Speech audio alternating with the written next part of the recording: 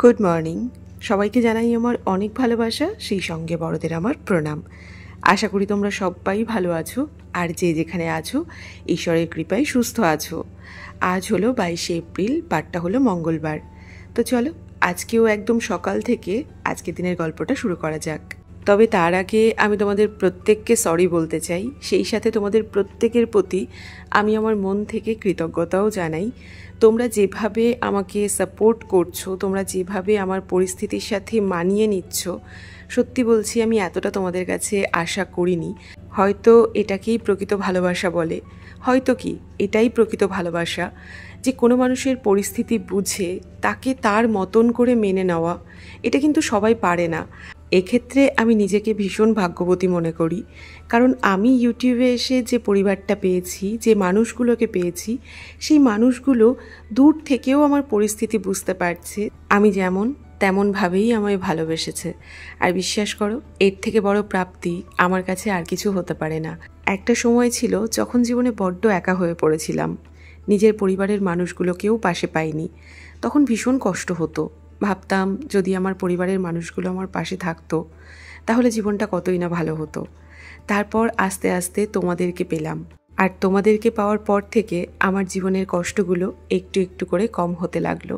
জীবনে আমি অনেক কিছু হারিয়েছি, তবে একথাও কখনো বলতে পারবো না আমি কিছুই পাইনি।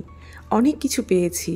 হয়তো আমার যেটা প্রয়োজন সেটা আমার থেকেও ভালো আমার মা কালী জানে, আর আমার প্রয়োজন অনুযায়ী মা কালী সবসময় আমাকে সেটাই দিয়েছে যেটা আমার জন্যে ভালো। বর্তমানে তোমরা আমার জীবনের সাথে ওতপ্রোতভাবে জড়িয়ে গেছো। আমি ভিডিও আপলোড না করলে যেমন তোমাদের মন খারাপ হয়, তোমাদের অভিমান হয়, তোমাদের খারাপ লাগে, তেমনি আমারও ভীষণ খারাপ লাগে। কিন্তু কি করব বলো, বর্তমানে যে পরিস্থিতির মধ্যে দিয়ে আমি যাচ্ছি, তার উপরে মায়ের সাথে যতটুকু যা ছোটাছুটি করতে হচ্ছে, তাতে আমি ভীষণভাবে ক্লান্ত হয়ে পড়ছি। শরীরটাও খারাপ করছে মাঝে মধ্যে, যার কারণে আমি ঠিকঠাক করে ভিডিও আপলোড করতে পারছি না। এমনকি জানো তো, আমি ভিডিও শ্যুট করাও মাঝে মধ্যে বন্ধ করে দিচ্ছি, যাতে আমি সামঞ্জস্যটা আনতে পারি, কিন্তু আমি পেরে উঠছি না। এডিট করতে না পারলে আমি কি করে ভিডিও আপলোড করব বলো। আর প্রত্যেকটা ভিডিও যেহেতু আমাকে ভয়েস ওভার দিয়েই বানাতে হচ্ছে, সেই জন্যে সমস্যাটা আরও হচ্ছে। কারণ রাত জেগে ভিডিওর ভয়েস ওভার দিতে পারছি না, আর সেই জন্যেই ভিডিও আপলোড করতে পারছি না। আশা করি বিষয়টা বুঝবে তোমরা। তো চলো, অনেক কথাই বললাম, আর এবার আজকের দিনের গল্পটা শুরু করি। তো সকালবেলায় তো দেখলে ঘুম থেকে উঠে আমি একটুখানি গরম জল খেয়ে নিয়েছিলাম, আর তারপর একবারে স্নানটা সেরে নিয়েছি। আর স্নান করে বাইরে বেরোতেই দেখি আমার বড় পিসি শাশুড়ি ওনার নাতিকে নিয়ে এসেছেন। তো পিসির সঙ্গে খানিকক্ষণ একটু কথা বললাম, সেই সাথে পিসমশাইও এসেছেন, তবে পিসমশাই আমার ঘর পর্যন্ত আসেননি। আর আমিও যেহেতু আজকে সকাল থেকে ব্যস্ত, তাই ওনার সঙ্গে আর কথা হয়নি আমার, শুধু পিসির সাথেই কথা হয়েছিল। তো পিসিরা তো বেশিক্ষণ বসেওনি, ওনারা চলে গেছেন। আর আজকেও না আমি একটু বেরোবো মায়ের সাথে, যাব একটু কৃষ্ণনগরে। তবে আজকে ভাবছি বাড়ি থেকে কিছু একটু খাবার বানিয়ে নিয়ে যাব। তো কালকে হাট থেকে যে ব্রেডটা এনেছিলাম, সেই ব্রেড দিয়ে ভেবেছি একটু স্যান্ডউইচ করে নিয়ে যাব। আর এদিকে ছোটি আবার অক্কবাবুকে খানিকটা ম্যাগি দিয়ে আমার কাছে বসিয়ে রেখে গেছে। আজকে আমি এতটাই ব্যস্ত, মানে আমার হাতে সময় নেই বললেই চলে। তো ছোটিও ভুলে গেছে যে আমি আজকে বেরোবো। এদিকে অক্কবাবু ম্যাগি মুখ থেকে শেষ হওয়ার সঙ্গে সঙ্গে আমাকে ডেকে বলছে, বস আরটু দে, মানে ওকে আরেকটু দিতে হবে। এদিকে ওকে খাওয়াতে গেলে আমার আবার দেরি হয়ে যাচ্ছে, তাই ওর মুখে একবার একটু খাবারটা দিচ্ছি, আরেকবার গিয়ে একটু কাজ করছি। তো এদিকে ছোটিও চলে এসেছে, ওকে বললাম অক্কবাবুকে নিয়ে যাও। তো নেতুবাবুকে রেডি করানো হয়ে গেছে, এখন স্কুলের গাড়ি আসবে, নেতুকে দিতে যাবে গাড়িতে। আর নেতুদের কিন্তু এখন ড্রেস হয়ে গেছে। তবে জানো, যেদিন থেকে নেতুবাবুকে স্কুল ড্রেস পরতে দেখেছি, সেদিন থেকে না মনে মনে আমারও ভীষণ ইচ্ছে হচ্ছে স্কুল ড্রেস পরতে, যেটা এই জীবনে আর সম্ভব নয়, তবে ইচ্ছেটাকে প্রকাশ না করে আর পারলাম না। আমার নিজের স্কুলের দিনগুলোর কথা ওকে দেখলে না ভীষণভাবে মনে পড়ে যায়, ইচ্ছে করে সেই দিনগুলোকে আবারও বাঁচতে। মাঝে মধ্যে কি মনে হয় জানো, আবার যদি ওই দিনগুলো ফিরে পেতাম, তাহলে জীবনে যে ভুলগুলো করেছিলাম সেই ভুলের সংশোধনটা এবার করে নিতাম। ওই যে পরীক্ষা দেওয়ার পর মনে হয় না, প্রশ্নটা দেখে নিলাম, এবার যদি একদিন পরে পরীক্ষাটা হতো তাহলে সমস্ত প্রশ্নের উত্তর একদম অক্ষরে অক্ষরে ঠিক লিখে আসতাম। তোমাদের সাথে কথা বলতে বলতে এদিকে আমার স্যান্ডউইচ মোটামুটি রেডি হয়ে গেছে। এই ব্রেডগুলো না অত্যন্ত ছোট, যার জন্যে এই মিশ্রণটা দিতে আমার একটু সমস্যাই হচ্ছিল। আর আমি না ভুলে গেছিলাম যে কোন ব্রেডটা কোথা থেকে কেটেছিলাম।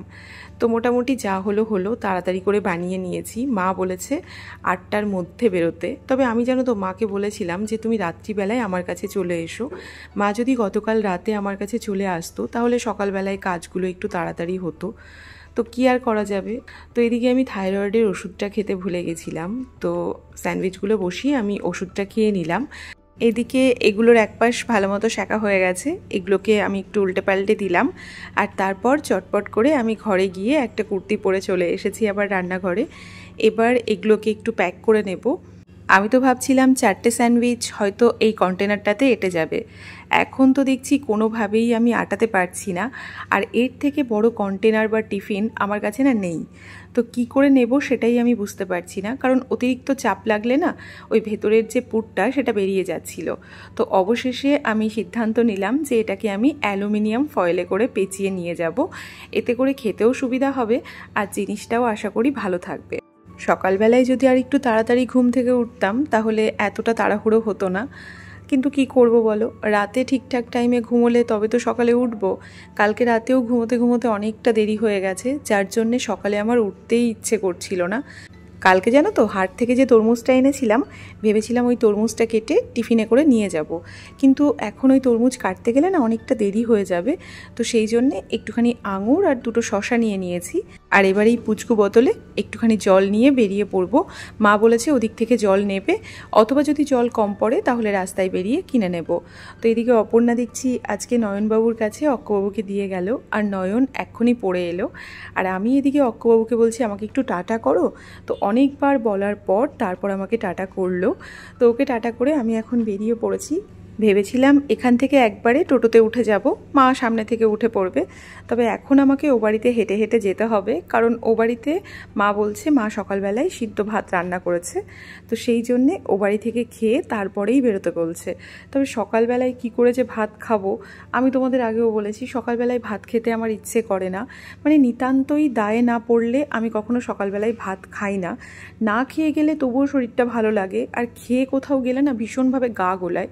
বিশেষ করে বাস জার্নি করলে তো খুবই সমস্যা হয়। এই দেখো তোমাদের সাথে কথা বলতে বলতে শ্বশুরবাড়ি থেকে বাপের বাড়িতে চলে এসেছি। কাছাকাছি শ্বশুরবাড়ি বাপের বাড়ি হলে যা হয়। এদিকে তো আমার মা আমি আসার আগেই ভাত বেড়ে রেডি করে রেখেছে, আলু সিদ্ধ ডিম সিদ্ধ ভাত গরম গরম দিয়ে দিয়েছে। আমি আসার আগে আমার মায়ের খাওয়া হয়ে গেছিলো, আমিও চটপট করে ভাতটা খেয়ে এখন দুজনে মিলে বেরিয়ে পড়লাম। ভেবেছিলাম 8টায় বেরোবো, তবে এখান থেকে বেরোতেই আমাদের 8:15-20 বেজে গেল। এর আগে যেদিন কৃষ্ণনগরে গেছিলাম সেদিন আমরা একটু বেশি সকালে পৌঁছে গেছিলাম। তো সেই জন্যেই ভেবেছিলাম আজ একটু দেরি করে যাব, 10টা-11টার মধ্যে, মানে অফিস খোলার পরপরই আমরা পৌঁছে যাব। তো যাই হোক, আজকে মনে হচ্ছে একটু বেশি দেরি হয়ে যাবে। আর এই সকাল করে কোথাও বেরোলে না সবথেকে বেশি সমস্যা হয় টোটোর। টোটো তো পাওয়াই যায় না। তো রাস্তায় বেশ খানিকক্ষণ দাঁড়ানোর পর আমরা একটা টোটো পেলাম, আর তারপর আমরা চলে এসেছি বাজারে। তবে আজকে বাস স্ট্যান্ডে এসে আমাদের খুব বেশিক্ষণ অপেক্ষা করতে হয়নি বাসের জন্যে। তবে জানো তো এখন বাস জার্নি করতে একদমই ভালো লাগে না, ভীষণ কষ্ট হয়, কিন্তু কিছু তো করারও নেই। বাস ছাড়া আমাদের তো আর কোনো গতিও নেই। আদৌ কোনো দিন আমাদের এই লাইনটাতে ট্রেন লাইন হবে কি না ভগবানই জানে। মণ্ডলবাবু তো মাঝে মধ্যেই বলে কী পাপ করেছিলাম কে জানে যে ভগবান এমন একটা জায়গাতে আমাদের জন্মগ্রহণ করিয়েছে। আসলে কৃষ্ণনগর থেকে আমাদের বাড়ি পর্যন্ত আসতে না আমাদের ভীষণ কষ্ট হয়ে যায়। কলকাতা থেকে কৃষ্ণনগর আসতে না অতটাও কষ্ট হয় না, যতটা কষ্ট কৃষ্ণনগর থেকে বাড়ি পর্যন্ত হয়। আজকে আবার বাসে উঠেই সিট পাইনি জানো, বেশ খানিকটা রাস্তা আমাদের দাঁড়িয়ে থাকতে হয়েছে, তারপর আমরা সিটটা পেয়েছি। বাবা চলে যাওয়ার পর থেকে যে পরিমাণ ছোটাছুটি করতে হচ্ছে তাতে মায়ের শরীরও ভালো যাচ্ছে না, আমার শরীরটাও ভালো যাচ্ছে না। তার উপরে আবার বাস জার্নিতে না বেশি ক্লান্ত হয়ে পড়ছি। আমার থেকে তো আমার মায়ের অবস্থা আরও বেশি খারাপ হচ্ছে। আমি তো তাও মাঝে মধ্যে ছোটাছুটি করছি, কিন্তু মাকে তো প্রায় প্রত্যেক দিনই কোথাও না কোথাও যেতেই হচ্ছে। তো কতদিন যে মাকে সুস্থ রাখতে পারবো সেটা নিয়েই আমার বেশি টেনশন হচ্ছে। তো তোমাদের সাথে কথা বলতে বলতে আমরা তো কৃষ্ণনগরে নেমে পড়েছি, আর তারপর টোটো ধরে আমরা একদম চলে এসেছি কালেক্টরির সামনে। আজকেও আমরা কালেক্টরিতে এসেছি ওই জেলা সৈনিক বোর্ডে। তোমাদের তো বলেছি আমার বাবা আর্মিতে চাকরি করতেন, তো সেই সংক্রান্ত কাজকর্ম করতেই এসেছি। মায়ের নামে যেহেতু পেনশনটা চালু করাতে হবে, তো সেই বিষয়ে যে কাজগুলো করানোর প্রয়োজন সেগুলোই আজকে করাবো। এর আগের দিনও এসেছিলাম, তবে কিছু কাজকর্ম হয়েছিল না, তো সেগুলো আজকে করাবো। তো এদিকে এসে দেখছি প্রচুর লম্বা লাইন পড়ে গেছে। আজ তো আমরা বাড়ি থেকেই দেরি করে বেরিয়েছিলাম, তো বেশ খানিকক্ষণ বসে থাকার পর আমরা ভাবছি আমরা একটু টুকটাক খাওয়া দাওয়া করে নিই। এখানে এসে জানো তো নাম লেখাতে হয়। তো এর আগে যেদিন আমরা এসেছিলাম সেদিন আমাদের নাম ছিল 2 নম্বরে, আর আজকে আমাদের নাম হয়েছে 13 নম্বরে। আজকে মনে হচ্ছে আমাদের অনেকক্ষণই বসতে হবে, কারণ এক একজনের কাজ করতে না অনেকটা সময় লাগে। তো আমাদের তো আগের দিন বেশিরভাগ কাজই হয়ে গেছিলো, আর আশা করছি আজকে যেটুকু কাজ বাকি আছে সেটুকু করে আমরা বাড়ি যেতে পারবো। আগের দিন আমাদের সমস্ত পেপার বড়বাবু রেডি করে দিয়েছিলেন। এখানকার যে স্টাফগুলো আছেন ওনারা না ভীষণ ভালো মানুষ, জানো তো। প্রত্যেকটা ছোট ছোট বিষয়ে এত হেল্প করেছেন, কিন্তু তা সত্ত্বেও আগের দিন কাজটা হয়নি। বড়বাবু অনেকক্ষণ ধরে চেষ্টা করেছিলেন আমাদের কাজটা করে দেওয়ার, তবে সেদিন কম্পিউটারে লিঙ্কের একটা প্রবলেম হচ্ছিল, যার জন্যে আমাদের কাজটা হয়নি। তো এদিকে আমি মাকে বললাম তাহলে বসে বসে আমরা খাবারটা খেয়ে নিই, কারণ এরপরে যখন আমরা কাজ করতে ঢুকবো তখন আর খাবারটা খেতে পারবো না, তার উপরে রাস্তায় বেরোলে খাওয়া সম্ভব হবে না। তো খাওয়া দাওয়া করে আমরা আমাদের কাজকর্ম সেরে নিয়েছি, আর যেটুকু যা কাজকর্ম ছিল এখানকার সেটুকু করে নিয়েছি। তবে এখনও মাকে নিয়ে অনেক জায়গাতে ছোটাছুটি বাকি আছে, বিশেষ করে আর্মি হসপিটালে, আর্মি ক্যান্টিনে, অনেক জায়গাতেই যেতে হবে। সত্যি কথা বলতে একটা চাকুরিজীবী মানুষ যখন চলে যান তখন তো আর পরিবারকে যে কতটা ছোটাছুটি করতে হয়, মানে যার গেছে একমাত্র সেই বিষয়গুলো বুঝতে পারবে। আর আমার বাবা যেহেতু দুটো জায়গাতে চাকরি করতেন, তো দুদিকেই আমাদের সমানে ছুটতে হচ্ছে। তো এদিকে কালেক্টরি থেকে বেরিয়ে আমি মাকে বললাম চলো আগে ডাব খাবো, তারপর বাকি কাজকর্ম করব। তো বেশ খানিকটা রাস্তা হেঁটে এসে আমরা ডাব খাচ্ছি, আর মণ্ডলবাবু না 4 বার করে ফোন করছে আর বারবার বলছে তুমি অন্তত ডাবটা খেও, তাহলে দেখবে শরীরটা একটু সুস্থ থাকবে। ওর টেনশন একটাই, যাতে আমি অসুস্থ হয়ে না পড়ি, কারণ আমি অসুস্থ হলে আমাকে কে দেখবে বলো। আমি তো তাও মায়ের পেছনে ছুটতে পারছি, আর এই মুহূর্তে মাকে নিজের কাজ নিয়ে ছোটাছুটি করতে হচ্ছে। আমি যদি অসুস্থ হয়ে যাই তাহলে মাই বা আমাকে কি করে দেখবে বলো। আজকের মতো কৃষ্ণনগরের কাজ আমাদের হয়ে গেছে। না, আজকে আর আমরা কোনো কাজ করব না, কোনো বাজারেও যাব না, কোনো দোকানেও যাব না। আমরা এখন সোজা যাব বাস স্ট্যান্ডে, আর বাস ধরে আমরা যাব বাড়িতে। তো এইদিকে বুড়িমার মন্দির দর্শন করে আমরা সোজা চলে এসেছি করিমপুর বাস স্ট্যান্ডে। আর বাস স্ট্যান্ডে নামতেই একাধিক লোক ডাকাডাকি করে, আর সত্যি বলছি এটা না খুবই বিরক্তিকর লাগে, কারণ আমি জানি আমাকে কোথায় যেতে হবে আর কি করে যেতে হবে, কোথা থেকে টিকিট কাটতে হবে। তো আমরা টিকিট কেটে একটা জলের বোতল কিনে নিয়ে উঠে পড়েছি বাসে। আমরা তো ভেবেছিলাম আজও আমাদের বাড়ি পৌঁছাতে সন্ধ্যা হয়ে যাবে, তবে বেলা যাওয়ার আগে আমরা আমাদের বাজারে পৌঁছে গেছি। আর বাজারে নেমে একটা দই আর খানিকটা পনির নিয়ে টোটো চড়ে আমরা এখন বাড়ির দিকে যাচ্ছি। আসলে কৃষ্ণনগরের কাজটা করতে আমাদের খুব বেশি সময় লাগেনি, কিন্তু ওই আর কি আমাদের নম্বরটা আসতে একটু সময় লেগে গেছিলো। আজকে আর আমি শ্বশুর বাড়িতে নামিনি, আমি নেমে পড়েছি আমার বাপের বাড়ির সামনে, আর মায়ের সাথে এখন বাড়িতে যাচ্ছি। এ বাড়ি থেকে খাওয়া দাওয়া করে তারপর আমি ও বাড়িতে যাব। বাড়িতে ঢুকে হাত মুখে জল দিয়ে আমি খেতে বসে পড়েছি। আর আজকে বৌদি কচু ভাজা, ডিমের ঝোল এগুলোই সব রান্না করেছিল, তো খাবারটা ভীষণই তৃপ্তি করে খেলাম। আর তারপর চারিদিকটা একটু ঘুরে ঘুরে দেখছিলাম, মানে আজকে পড়ন্ত বিকালটাকে দেখতে এত ভালো লাগছিল। চারিদিকটা কেমন লাল হয়ে গেছিলো, মানে সূর্যের আভার জন্যে। তো এদিকে আমাদের এই রঙ্গন ফুলের গাছটাতে এত ফুল হয়েছে না, যেটা দেখতে এত সুন্দর লাগছিল। এই ফুলের গাছটা না আমি এনেছিলাম আমার বিএড কলেজ থেকে, যখন আমি বিএড করতাম। গাছটা একদম ছোট্ট ছিল, ওই বিঘাত খানিক মতো, আর এখন দেখো গাছটা কত বড় হয়ে গেছে। যখন এনেছিলাম তখন ভেবেছিলাম গাছটা কি বড় হবে, এই গাছে কি কোনো দিন ফুল ফুটবে, তবে দেখো এই গাছটা ভর্তি ফুল হয়েছে। আর এই যে গাছটা দেখছো, যেটাতে ছোট্ট সাদা সাদা ফুল হয়েছে, এই গাছটাও এনেছিলাম। এটাও খুব ছোট ছিল, তবে এই 2 রকমের গাছই আমি মণ্ডলবাবুদের বাড়িতেও লাগিয়েছিলাম। ওদের বাড়ির রঙ্গন গাছটা তো বাঁচেইনি, আর সাদা ফুলের গাছটা হয়েছিল, তবে একটা সময়ের পরে তুলে ফেলেছিল। ওদের বাড়ির গাছটাও বেশ বড় হয়েছিল। তবে জানো তো, এ বাড়ির মতো যদি ও বাড়িতে জায়গা থাকতো তাহলে আমি অনেক ফুলের গাছ লাগাতাম। তো এদিকে আমি চলে এসেছি বাড়িতে, আর এসেই চলে এসেছি অপর্ণার কাছে, মানে জিজ্ঞেস করতে এসেছিলাম অক্কবাবু কোথায় আছে, কি করছে। আমি এখন চলে এসেছি ঘরে। ওদিকে দেখলাম ছোটি আর নিতুবাবুও বসে আছে। তো যাই, আমি এবার একটু ফ্রেশ হয়ে নিই। এদিকে বাথরুম থেকেই শুনতে পাচ্ছি ছোটি আমাকে ডাকছে। তো আমি ওকে বললাম একটুখানি দাঁড়াও, আমি আসছি। তো দাঁড়াও একটু জিজ্ঞেস করে আসি ও কি বলছে। এই দেখো ছোটি আমাকে এঁচোড় চিংড়ি দিল, আর আমি ছোটিকে 2 পিস ব্রেড দিয়ে দিলাম।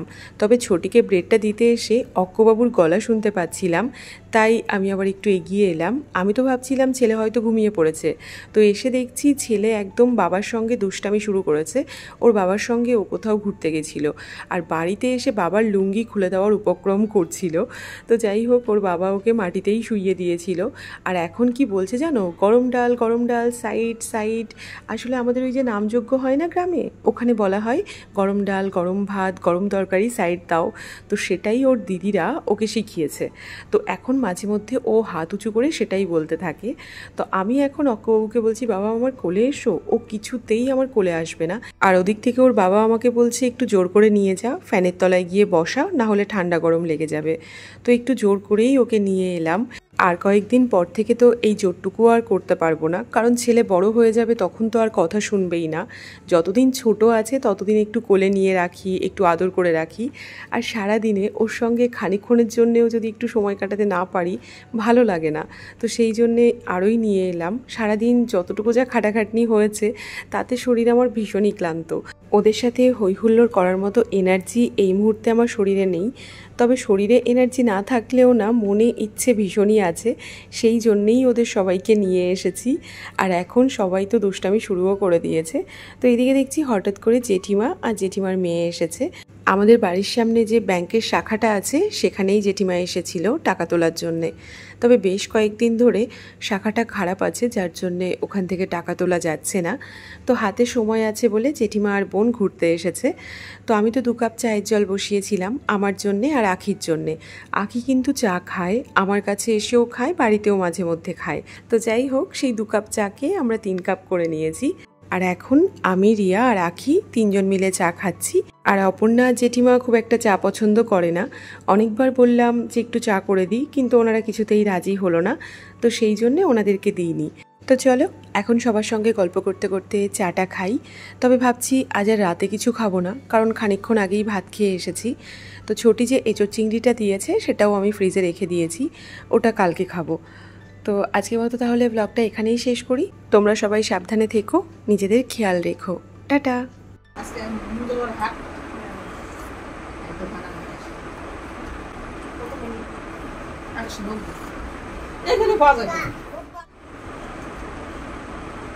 আচ্ছা আমি খাচ্ছি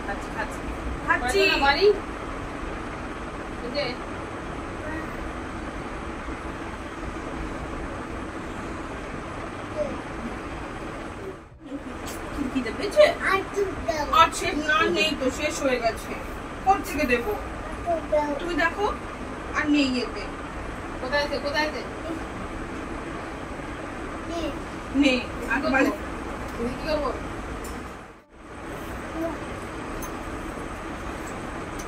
যেটি কটা পর্যন্ত খোলা থাকে? আটটা।